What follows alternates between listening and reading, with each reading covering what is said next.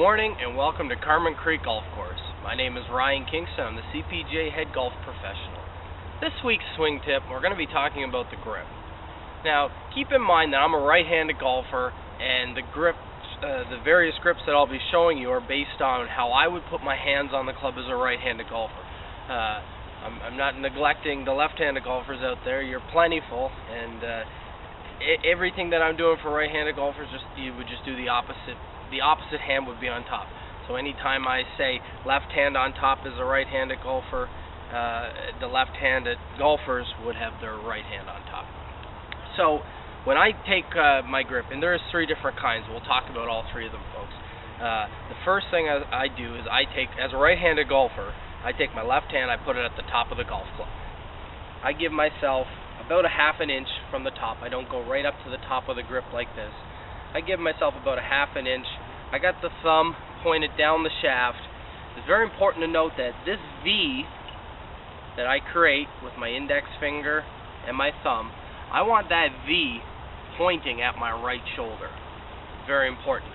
Because I'm going to create one with this hand as well, and I'm going to have that point at this shoulder as well. Now there's three basic types of grips. The first we'll talk about is the 10-finger grip, or the baseball grip. Now that grip is just where all your 8 fingers and your 2 thumbs are all on the golf club. Okay, all on the actual rubber grip themselves. As you can see the top of the grip. See how this hand is covering this thumb a bit, but you can see this V and the second V I just created are both pointing up at this shoulder. So this is the baseball or the 10-finger grip. Just like that. Now the second grip we'll talk about is the interlock grip. It's a very popular grip. Jack Nicklaus, Tiger Woods, they both use this grip. That's where you take the index finger on the top hand, the pinky finger on the bottom hand, and you lock them together like that. Now, the top of the grip this way is still going to look the same. You're going to have both V's pointing over at your right shoulder. This keeps the hands connected, right? It locks them together. Very popular grip. The third grip, the grip I use, the grip that's the most popular on the PGA Tour, is called the Varden grip, or the overlap grip. That's where you take the space between your index and middle finger of your top hand, your pinky finger on your bottom hand, and you just set the pinky into the slot in between those 2 fingers. Again, the top of the grip looks the same. I got both V's pointing over at this shoulder. In my opinion, folks, all three of those grips are excellent. Experiment with them. See if a different grip makes you hit the ball differently. You might be very, very surprised with your results. Huge thing, regardless of what grip you choose, is grip pressure. Okay? I see the white knuckle death grip almost every single day teaching golf here at Carmen Creek. You do not want to squeeze the life out of the grip. I tell people to hold the club tight enough only so that it won't come flying into your hands.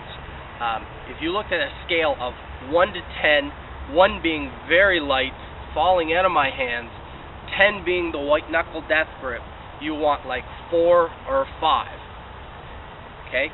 Just firm enough that the club's not going to come flying into your hand. Think of a tube of toothpaste. If you were holding a tube of toothpaste, if you squeezed it hard, all the toothpaste is going to come out of the end. You don't want that, obviously.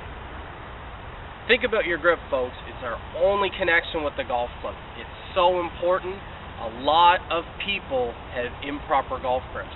So it's not one size fits all. And that's the nice thing about it. There's 3 different types. There's lots of variations. Find one that suits you. Find one that you can see gives you better results than the other 2. You're going to play better golf, and you're going to have more fun. We have lots of things going on at Carmen Creek. That heat wave is over. Hurricane Earl is over, thankfully. We got some nice, I won't say cool weather because it's still in the 20s, but it's certainly cooler than it was last week. $17.99, tax included, golf all day long.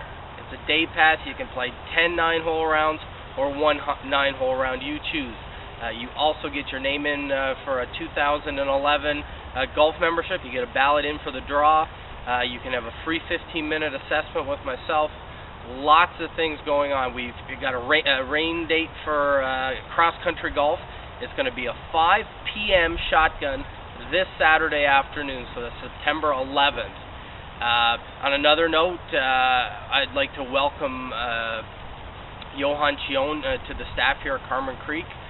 Johan is from Korea, and he moved here to Canada, and he's now a golf instructor, so we're very, very happy to have him on our staff. He's going to be teaching golf all fall, through the winter, and certainly he'll be back with us here for a full season next year. So come on down to Carmen Creek and welcome Johan and see all the great things that we have to offer.